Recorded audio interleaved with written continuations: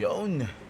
Yo guys, check. Kamusta mga idol? So ayan, mag-update tayo ngayong Miyerkules mga Lodi ng gabi. Okay. So titingnan natin kung ano yung mga nangyayari ngayon sa ating chart. Siyempre, balita natin, update sa mga nangyayari ngayong buong araw na to, mga idol. So kung ayaw nyo magpahuli sa balita, mga idol, global, trending, crypto news, mga idol, mag-subscribe na kayo sa ating channel. So, syempre, bago ang lahat, sana palike nyo yung ating video. Alam nyo na yan mga idol, malaking tulong ang like sa aming mga content creator. So, ayan, mag-umpisa na tayo mga lods, no? So, umpisahan na muna natin dito, no? Kasi sabi nila, ang tingin ng lahat, kaya medyo tumaas yung ating market dahil nagkaroon netong mga ganitong news. The White House is reportedly nearing a one-page deal with Iran to pause fighting and restart nuclear talks. Iran would pause uranium enrichment and accept UN inspections. The US would ease sanction and release frozen assets. Iran is expected to respond within 48 hours. So mabilis lang to mga idol, 48 hours. Okay, halos 2 days. Kailangan mag-comply sila. Mga Lodi, no? Ayan yung sinasabi dito. Sabi nila, ito daw yung reason. Siyempre, abangan natin yan once na mag-comply yan. Kasi parang sinasabi ng ibang mga expert, mga idol, nalalapit na o malapit na mismo talaga yung pagtatapos ng hidwaan o ng gera dyan sa Middle East, lalo na ng US at Iran. Okay? So, medyo nalalapit na yan. At alam nyo naman siguro, at sana nga, no? Maka-apekto ng malaki yan sa market once na matapos na yan. So, meron tayong 48 hours, mga idol, no? Madadagdagan pa ba yung uptrend ng ating chart once na mangyari yan, mga idol? Kasi kung titignan nyo rito, yung ating Bitcoin muna. Bitcoin natin, umabot na siya ng 82, no? 82,000. Grabe. So, slowly uptrend siya, no? Slowly but surely ang ating Bitcoin. At syempre, ganun din yung XRP natin, mga idol. 1.4 na siya, pero kanina umabot siya ng 1.565. No? So, mabibreak niya na ba? Sabi ko nga sa inyo, mabibreak niya na ba ang ating ascending triangle dito? Pero mga Lodi, huwag kayo masyadong ma-hype o magsaya. No? Kasi mamaya, dahil nga pasok siya rito sa triangle natin, mga idol, tulad dito, nauuntog sila dito sa guhit, sa borderline. Pwede ring mangyari na mauntog sila dito, mga idol, at bumaba ulit dito sa borderline natin, at ganun. Ganun ang mangyayari, no? Pwedeng mangyari, hindi ko sinasabing 100% na mangyayari, pero may chance siya na pwedeng maging ganun. So, huwag kayo masyadong maging happy muna. Huwag kayo masyadong mag-celebrate, mga idol, although masaya sana at masaya naman talaga pag nakikita natin na uma-up yung ating portfolio, no? Lalo na kung meron kang position, mga idol, no? Talagang solid. Lalo na pag nakalong ka tulad ko. Ayan, no? Imagine, kanina nag 30k na to. Naalala niyo yung mga nag-comment sa akin, ibenta mo, kunin mo na yung 20k mo, Jeblo. Ayan, 20. Kung kinuha ko siya, sayang yung 9. Ganun din dito. 11k na yung position natin sa XRP. Pero mga idol, alam ko at aware naman ako na pwede yang mag-drop, mga Lodi, no? Pwede siyang mag-drop ng kalahati, pwede siyang mag-drop ng 3/4, pwede pa siyang umabot mismo o bumalik sa position natin, mga Lods, no? Kaya wag kayo masyadong medyo maging happy. Pero ang maganda lang dito, mga idol, habang umaakyat siya, no, lumalayo siya dun sa ating liquidation, maganda yon, mga Lods. Kasi kung nandito nga siya sa malapit sa liquidation, natiis mo 'di ba? Pwede, pero mga idol, wag niyo kalimutang maglagay pa rin ng lock profit at stop loss kung sakali man, no, na mangyari yan. Pero basta alam niyo na yan, diskarte niyo yan. Sabi nga natin, yung mga trader may kanya-kanyang diskarte yan. Pwedeng yung isang strategy gumagana sa iyo, pero sa iba naman hindi. Pero yung strategy nila gumagana sa kanila ng maganda, pero sa iyo naman hindi.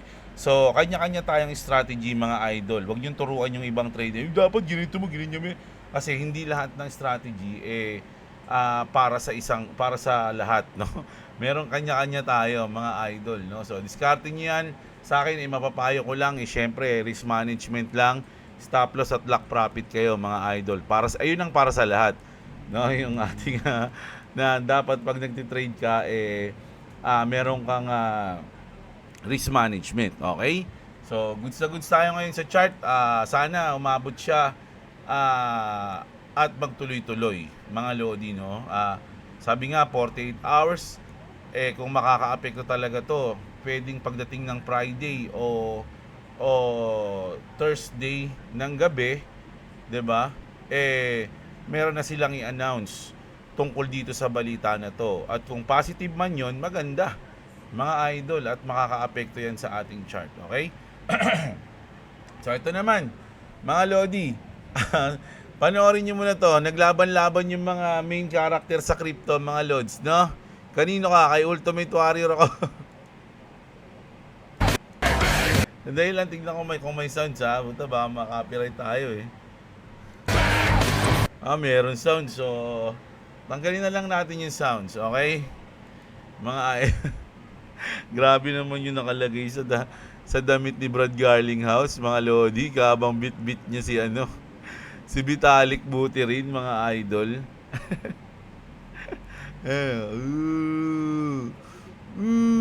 Kanina niya binato yun. Sino yung nakapula na yun? Si Sisi, kung puhasla,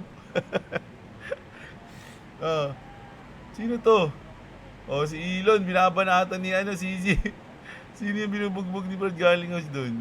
Naglaban si Elon tsaka si Boog. Coinbase. Boog, bagsak si Michael Saylor. Eto, sino yung hindi ko kilala yun, ayan, BSB, mga lodi. Ayan, ang kulit nang gumawa niyan, mga idol, no? Consensus 2026 just went terribly wrong. Ayan, abol yung words na yun, ito na. Speaking of CC Binance, mga lodi, sabi rito, soon, $5,000 and $15,000 sa monthly will feel normal, mga lodi, no? So, ano ibig sabihin yan? Ano ibig sabihin yan, mga idol? So, tinanong kasi dito si Grok, no? Sabi niya, ano ba yung sinabi niya rito? Saan ba yun? Nawala. Basta ang pagkakaintindi ko dito, ito. Ayan. So, sinagot siya rito. Sabi kasi dito, does this refer to the rate of appreciation of BTC? O kung dahil ba yun sa pagtaas ng Bitcoin? O kung related ba siya sa Bitcoin?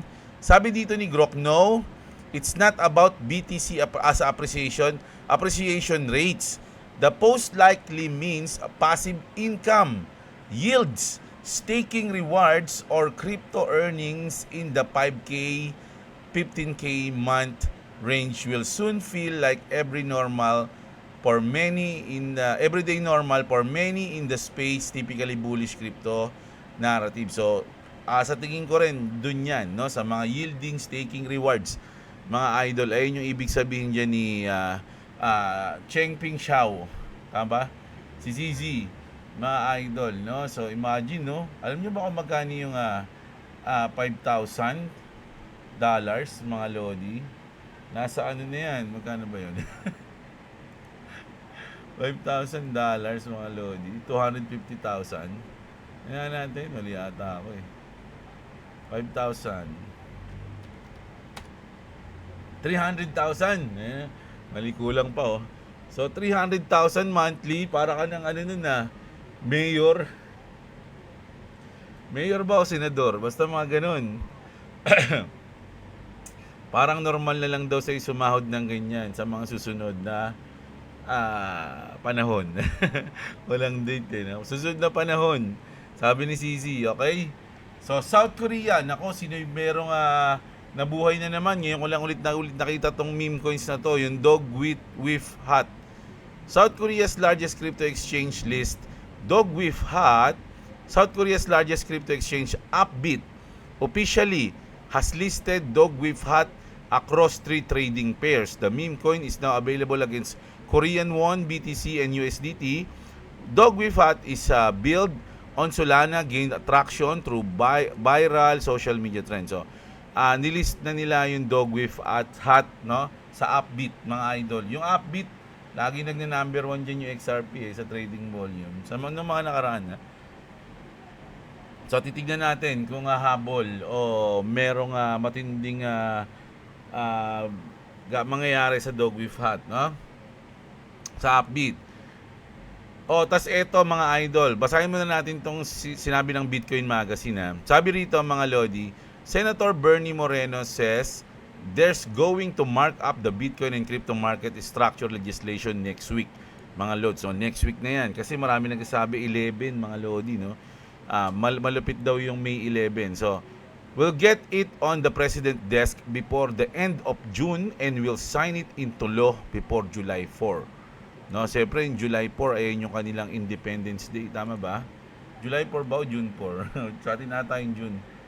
July 4 ata, yung sa kanilang Independence Day. Sabi dito mga lodi ni Paul Baron, regardless of whether the banks are making one last ditch effort to stifle the Clarity Act o kumbaga talagang huling pagtatangka para pigilan o balian ng boto. Antalain ang Clarity Act, the markup happens on the 11th of May. Get ready, grabe si Paul Baron, parang sure na sure siya. Mga idol, meron ba siyang alam na hindi natin alam? Paano yan Paul Baron pag hindi nangyari sabi mo? Masyado mo atang hinahype no? Mahirap kasi yung mga ganito mga lods Kasi once na sinabi mo na, kasi baka mamaya maging basihan nila yung sinabi ni Paul Baron para mag-invest o mag-position ng trade, no? Kasi sinabi na kahit anong mangyari sa May 11 mangyayari yung Clarity Act. So mag-ingat kayo mga idol. Hindi ko sinasabing mali siya, hindi ko sinasabing 100% na tama si Paul Baron, pero syempre hopium tayo mga lodi, kasi lahat naman tayo gustong mangyari itong Clarity Act. So good news to kung totoo, at marami tayong nakikitang mga positive news tungkol sa Clarity Act, lalo na sa mga big content creators tulad ni Paul Baron, mga idol, no? So sana nga totoo yung sinasabi niya, bullish yan kung magkataon, okay? At ito, Ripple to share North Korea hacker intel. Ripple is now sharing internal threat data to help crypto firms detect North Korean link actors. Ito ba yung Lazarus? The focus is on social engineering schemes where hackers apply for crypto jobs to get inside, build trust, and later launch attacks. Ripple is feeding crypto's ISAC o ISAC profile data on the bad actors that will serve as warning sign with other companies. The goal is to stop the same suspicious candidate from targeting multiple crypto firms unnoticed. So, ganun daw pala yung diskarte nila, no? Ginagawa nila, mag-a-apply ng trabaho. Kumbaga, magiging insider sila, mga idol, at saka sila atake once na nasa loob na sila. Kaya pala ang galing nila, mga lods, no? So, ayan, shinare ng Ripple yan. Sa lahat, okay? So, maraming kasing na-hack yung North Korean hacker na yan. Sabi nila yung North Korea yung sa Lazarus, di ba? Ay, hindi nyo nang hack sa RON. Mga idol, no? Sa RON coins natin noon, naalala nyo yun? 60 billion o 600 billion ba yun? Nakalimutan ko na Isa yun sa mga pinakamalaking na hack mga idol, yung sa Ronin noon. At sinasabi nila na North Korean hacker yon, yung Lazarus, no? So ayun yun mga lodi. So ganun pala yung diskarte nila. Insiders, magiging insiders muna sila, and then saka sila babakbak pag andun na sila, na-gain na sila ng trust, ayan, no? Build trust and later launch attacks. Ayan, grabe yun Cute mo talaga cute mo para kang ako ang cute ni Kim Jong-un. Okay, so ito, kilala nyo ba to si Stewart Alderoty, mga lodi? Isa siya sa mga Ripple's Chief Legal Officer since 2019. Nakita niyo yung mga picture nila sa Las Vegas ni Brad Garlinghouse. Yung picture ni Brad Garlinghouse, ni Donald Trump at ni Stewart Alderoty, siya yun, mga idol, no? At ngayon, kasama na siya sa Evernorth, no? Sabi dito mga idol, today we announce 4 directors expected to join our board upon closing of our businesses combination with Armada, Armada Acquisitions Corp 2 o second. They joined Evernorth CEO Ash Go Blue and complete our board. So kasama dito si Stewart, na? Si Stewart Alderote joins the board, Ripple's Chief Legal Officer since 2019, President of the National Cryptocurrency Associations, formerly General Counsel at CIT and HSBC North America. HSBC yan, Hong Kong Shanghai Banking Corporation, North America. Mga idol, grabe naman yan. So, good news yan syempre. Alam niyo naman napakalaki rin ng Evernorth mga lods. At naging partner na rin yan ng Ripple. At yung pinaka-chief legal officer nila ay ngayon board member na ng Evernorth. Diba? Kumbaga talagang nagkarugtong na yung bituan nila. Mga idol, dikit na dikit. Okay?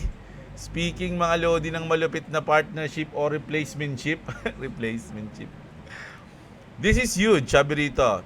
Swift says, Ripple has options to replace Nostro Bostro accounts. Ay, hindi pala ito yung re-replace. May nabasa kasi akong iba kay kay Pinoy Crypto Trader, nabasa ko yun Ayun, nag-pop up lang sa akin kanina yun mga lods.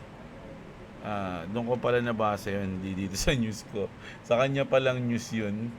Ayan katapusan na ng Swift ang pag-akyat ni XRP. Ayan mga lodi. Iba pala yung sa akin. Okay. So malupit din yan. So, lagi nag-news yan tungkol sa XRP. XRP Army din yan si Idol. Sa tingin ko lang Sana. Ay, baka mali ako. Sorry. Ayan. This is huge. Swift says Ripple has options to replace Nostro Bostro accounts and correspondent banking. This is bigger than people realize, mga idol. So, na-explain na natin to mga lords, no? Ano ba sinabi rito? Wait lang, check natin to, baka importante to. You're right, this is massive. Swift isn't fighting Ripple. They're pointing directly at old as the alternative to correspondent banking. The specific language from Swift 2025-2026 analysis is clear. Ripple has a viable option to replace Nostro Bostro accounts. The old system admits its own efficiency and points to XRP. The silent part is paano basahin to? Deutsche Bank. Deutsche Bank. They're already using both Ripple Tech and Swift together for high volume corridors. This isn't a future prediction. Its current state bank are hybriding right now. And Swift just gave the roadmap, no? So ayan mga lodi, napakalaking pagbabago nito if ever mga idol kung gagamitin, ma-adapt. Parang hindi ko kasi alam kung ano yung words dun Hindi nila papalitan Parang ang mangyayari, parang i-upgrade nila yung Swift. Ayun yung sa tingin ko lang na mangyayari. Hindi talaga nila yung papalitan mismo yung Swift kasi mukhang negative. Hindi ko alam kung mangyayaring mapapalitan nila yung Swift Kung sakali man mapalitan na yun, baka hindi, matagal pa siguro. Pero sa ngayon, ang pinaka parang medyo may malaking possibility yung parang ma-upgrade yung Swift. I-upgrade sila ng XRP, no? Parang ganun yung nakikita ko. Correct me if I'm wrong na lang mga idol. Comment kayo dyan sa comment section. Okay? At ito, isa pa to mga lodi, no? Russia just put XRP on a national exchange. The ticker is MOEXXRP. Okay? So, good news yan. Adoption yan. 40 billion. Tama ba? Billion? 40 billion plus retail giant Spar Store in Switzerland now accept XRP in 100 plus locations. So ayan ina-accept na nila. So adoption ulit mga idol, although hindi ako sang-ayon dun sa ibabayad mo is XRP. Kahit kailan parang ang weird nun. Ba't mo siya ibabayad? Kumbaga pwede mo sigurong gamitin yon sa mga malalaking bagay na. Pero kung pang grocery, pambayad ng bills, mas maganda siguro kung i-convert mo sa USD sa stablecoin. Pero yung mismong XRP mismo, dapat nga iniipon mo yun, di ba? Siguro kung gagastos man ako o ipangbabayad ko man ng XRP, halimbawa, nagkaroon na ng adoption sa Pilipinas o pwede ka nang bumili ng malalaki o kotse, bahay, Mga ganon, no, sa XRP. Halimbawa, 100 XRP itong bahay na to. Ganun na, no? Grabe, no? Laki na siguro ng XRP na. Oh, 50 XRP itong bagong version ng BYD na to. No? Bakla yung driver. Sabi nila sa BYD, hindi ibig sabihin eh. Pero maganda kasi kung ikaw naman may budget, no? At may parking. Importante may parking. Huwag kang bibili ng sasakyan na wala kang parking, no? Mahirapan ka. Maniwala ka sa akin, ganyan ako ngayon. Grabe. Meron naman akong parking, kaya lang medyo malayo sa aking bahay, yung isang bahay namin dun. Medyo malayo, kaya medyo nahihirapan ako, lalakad pa ako, tapos babalik pa ako. Mga lods. No? So, kung bibili ka pa ng isang sasakyan, kasi gusto ko sana, mga lodi, meron kang gas, tapos meron ka ding electric. No, kasi katulad halimbawa, ano yung nangyari na nakaraan, sobrang mahal ng gasolina. 'Di ba? Kung meron kang alternative na electric, di mas maganda rin 'yun. Tapos bibili ka pa o mag-i-invest ka pa sa solar, 'di ba? So, ang sarap nun, parang hindi ka na gumagastos nun. I-invest mo yung solar energy, tapos meron kang electric cars, 'di ba? Wala ka ng problema, sarap buhay ka na nun. Hindi. Siyempre, mahal din yung gastos nun. Talagang i-investan mo 'yun kung gusto mong hindi ka na problema. Kasi ang mga lodi, kasi ang ano diyan sa mga pag meron kang alternative source of energy, pag nagkaroon ng mga global problem, di ba, tulad niyan, tumaas yung langis, o kaya nagkaroon tayo ng shortage sa ganito, sa ganyan. Kung meron kang sariling source of energy, maganda yun, mga loads, no? Kunyari, biglang nagkaroon ng shortage sa kuryente, di ba, lamang ka na agad. O kaya biglang nag-blackout ng di natin alam, bagyo. Tapos biglang natumba yung mga poste ng Meralco. Ikaw, meron kang sarili. 'Di ba? Buhay ka, buhay yung mga nasa bahay mo. Lalo na kung may bata kayo, syempre mas maganda. Meron kayong kuryente. Kahit naman mga electric pan ilaw lang. Ilaw, buksan nyo lang pag gabi, pag umaga, wag. If ever lang So maganda meron kang sarili, no? Hindi ka ayun yung magandang investment, no? Para sa akin yung mga ganun. Ayan. Eto, hindi ko pa ito napapakinggan, gusto ko siyang panoorin kasi kilala ko to si Happy Daddy medyo malupit to mag-news sa XRP and sa Ripple. So hindi ko pa siya napapakinggan. Nakikita ko lang sa post niya na to So basahin natin dito. DTCC selects Excuse me. Sa mid pa ako. DTCC selects Ripple and Canton Network. This doesn't mean Ripple is the core technology provider. The DTCC is preparing for a multi-chain future, and interoperability may be the key to XRP being a part of it. So the DTCC selects Ripple and 49 other companies, but what does that even mean? And what's Ripple's involvement even mean for XRP in the subset of cryptos and Flash? So the DTCC, the Depository Trust and Clearing Corporation, the world's post-trade market infrastructure, is rolling out a tokenization service. The plan, a limited production trades of tokenized real-world assets, including stocks, major ETFs, US Treasuries, which all began in limited launch on So ayun yung mga pwedeng i-tokenize, mga lods, yung mga sinabi niya, bonds, ano yung mga sinabi niya? Stocks, okay, ulitin natin. Assets, including stocks, major ETFs, US Treasuries, which all began in limited launch on July 2026, with a full service launch in October 2026. But what about these 50 partners? Which company are they going to choose to handle all this tokenization? Well, the DTCC is building and running this entirely on its own Composer X suite. But Composer X is a completely blockchain agnostic, so it works across multiple approved public. Ito yung binalita ko kanina sa DTCC, mga lodi, may 4 quadrillion yung sinabi ko. So ito yun. Private chains while syncing perfectly with their older legacy systems. So no outside company will supply core technology for the tokenization process. But Composer X is DTCC's own platform, as well as AppChain, which is the DTCC's blockchain interoperability platform. So the DTCC has those systems all set. Now Ripple Prime is one of the 50 plus firms in the DTCC's industry working with. This doesn't mean that they are using the XRPL for tokenization and settlement. It means that they will be providing feedback, operational workflows, and cross-chain interoperability. Now the key phrase is the cross-chain interoperability.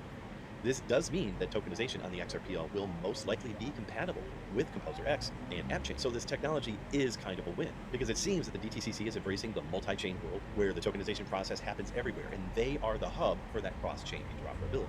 Now, I haven't spoken about this project yet, but Canton Network has a special and separate partnership with the DTCC. Announced last December, it's the chosen blockchain for tokenizing DTC custody US treasuries, with Composer X powering the minting process. As of right now, Canton seems to be an MVP with the DTCC, but the XRPL being an OG of DLT with XRP tokenizing that RWA OPP, PPL gonna say WTF ROFT LOL when they hodl these crypto dubs, and TLDR, too long didn't read or listen to that nonsense. Diamond hands, my guy. The DTCC tokenization is quite possibly going to connect a lot of winners in this multi-chain future. Love, and I'll just give you. So parang sinabi niya lang dito na sa 50 na company kasama yung Ripple Prime, hindi lang Ripple Prime yung pipiliin, marami sila. So maraming magiging champion, hindi lang yung XRP o yung Ripple Prime.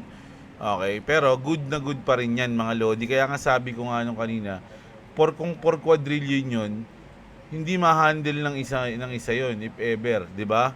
So maganda, marami talaga silang company. So 50 company yung pinili ng DTCC kasama yung Ripple Prime. So ayun, di ba? Ano ba 'to? Ito. Evernorth and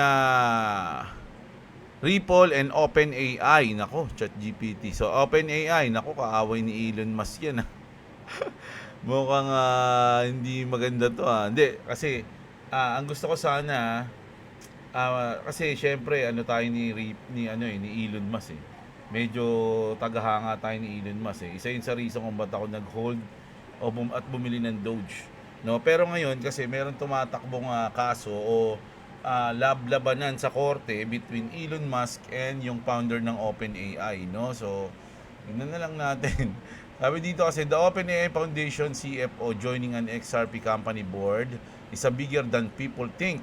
Si Robert Kaiden. So ayan pero ang pinaka-bold nito mga idol, yung Evernorth, Ripple and OpenAI is the bottom line ito, basahin na natin.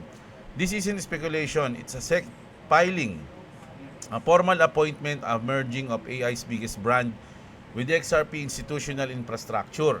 While others fight for narrative, Ripple ecosystem keeps drawing in the highest caliber names in finance, AI and law. No, the bridge between artificial intelligence and XRP just got built at the boardroom level. So ayan sobrang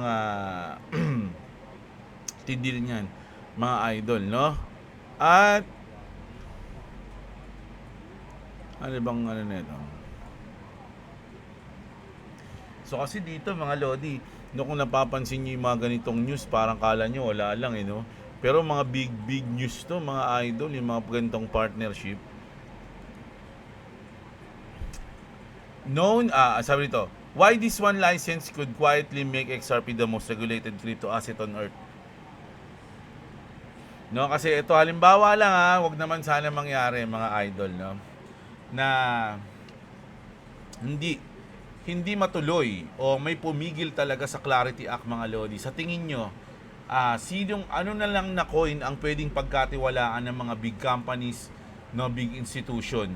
Ano yung kanilang sino yung parang pinaka-qualified, no, na pagkatiwalaan nila na token o coins o company din mga lodi? Ang sa akin is walang iba kundi ang Ripple. Unang-una, tinalo na nila yung SEC, panalo na sila. And then eto pa mga idol, no, yung ginawa dito ng UAE mga lods, no. Basahin natin to most people scroll past this document, but what you're looking at is one of the most powerful licenses in the world, no. What is DIFC? Ito yung Dubai International Financial Center. One of the top 10 financial hubs in the world. Imagine, nasa top 10 financial hubs in the world to, no, yung DIFC. Host banks, asset managers and family offices managing trillions ang hawak nito mga idol, kaya siya kasama sa top 10 global. operates under its own independent legal system based on English common law. Regulated by the DFSA o yung Dubai Financial Service Authority, one of the strictest o pinaka-strict mga loads, no, financial regulators globally. Mahigpit sila. Hindi sila basta-basta nagre-regulate, mga idol. What Ripple just got? Ano ba yung nakuha ng Ripple, mga lodi, dito sa Dubai something DIFC, no? Ripple Middle East Limited is now incorporated as a DIFC company authorized, no? Kumbaga, kahit sobrang higpit niyan, pasok na diyan, mga lodi, yung Ripple, no? Pasok na yung Ripple diyan, mga idol. Ano pang kailangan nyo para, kumbaga, kung dito nga sa mahigpit na to na DIFC na-regulate o naging pasok yung Ripple, bakit sa inyo hindi? Kunyari sa US, no? Kumbaga, once na yung mga institution global makita nila na ay ni-regulate yung Ripple doon, ibig sabihin malupit yun, boy, di ba?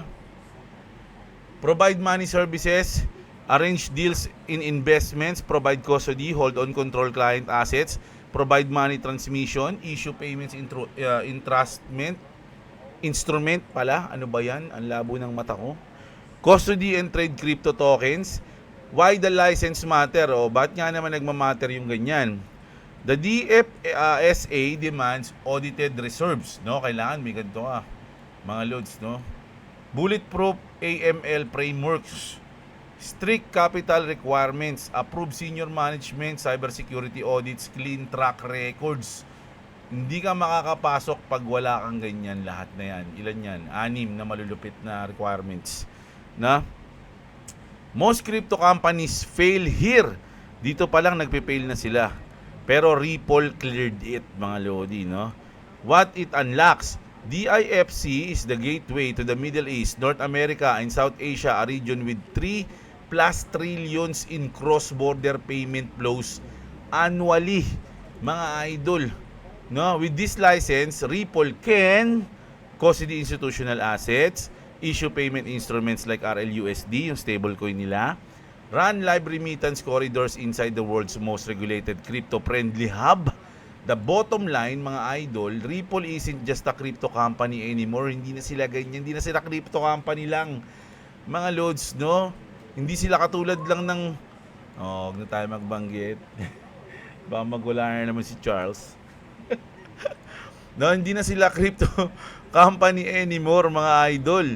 Approved by the OCC, licensed by the FCA, licensed by MAS, licensed by a CCFC, and now licensed inside the DIFC.